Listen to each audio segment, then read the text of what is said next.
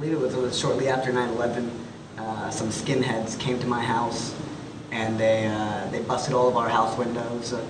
They were screaming obscenities and using such vulgar language, saying, "Nigger, get out the house," "Towelhead, get out the house, we're gonna kill you." My mom was totally petrified. My parents were divorced, so it was just my mom at the house. I was actually sleeping when all this was going on, although I can hear the yelling and the screaming in the background.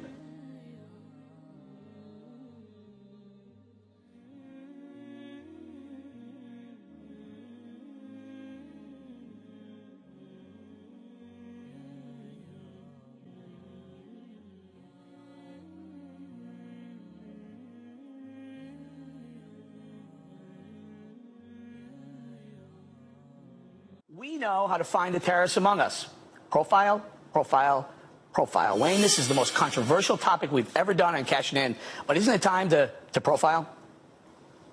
Well, Eric, absolutely. I mean, it just makes common sense. I mean, if you're looking for a fugitive who's, say, a white male over 50 years of age, I mean, you're going to profile. You're going to look for that person. You're not going to look for somebody who's 21. So yes, absolutely, you should profile. You've got to profile. What about it? Are we trampling or treading on the Constitution by saying maybe it's time to profile? Well, Eric, we should be we should have been profiling on September 12th, 2001. I mean, let's take a trip down memory lane here. The last war this country won, we put Japanese Americans in internment camps. We dropped nuclear bombs on residential city centers. So, yeah, I think profile would be at least a good start.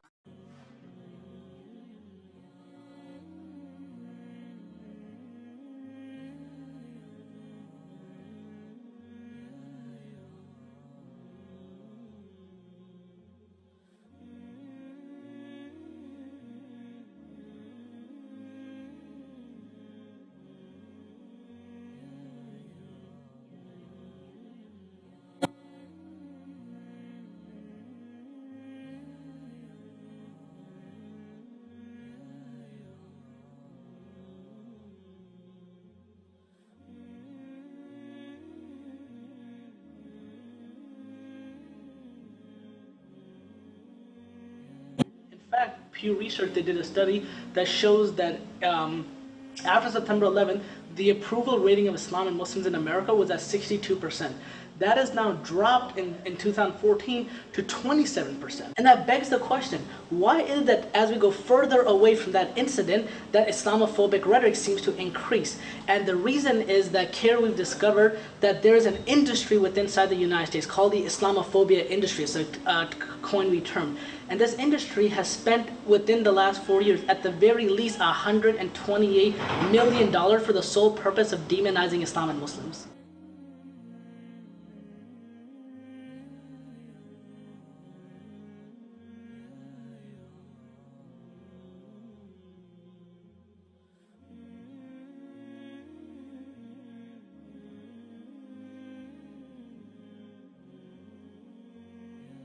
One of them is an individual called Pamela Geller. She runs an organization which is a blog hate site, and basically what they've been doing periodically is they run anti-Islam ad campaign on buses, on billboards. And of course, when a city says they don't want this type of hate campaign, Pamela Geller's group, they sue the city to force them to run their type of negative campaign.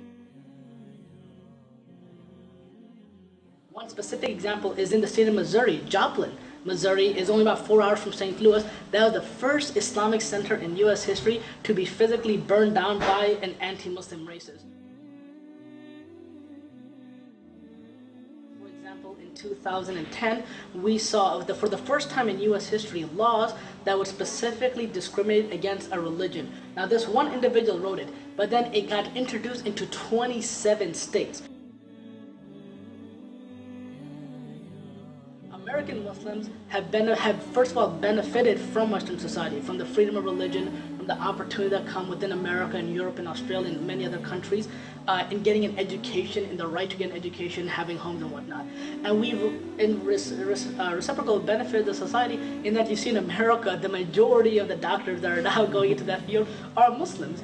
Many of the professors, the intellectuals, the engineers are Muslims. In fact, even in Microsoft, I think the CEO or the second person for the Xbox line that's come out, he's a Muslim. So you see Muslims in every level of society inside these Western cultures. They've assimilated, they pay taxes, they are by and large don't go to jail, they're by and large more educated, more wealthier than the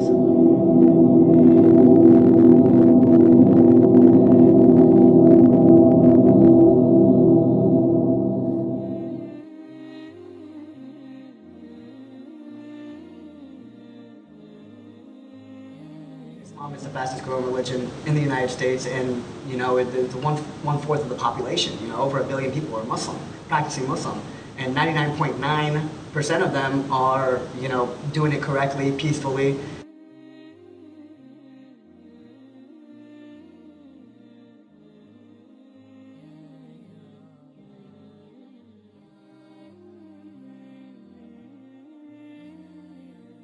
Because they're Muslim, because we have this faith, it keeps us away from extremism.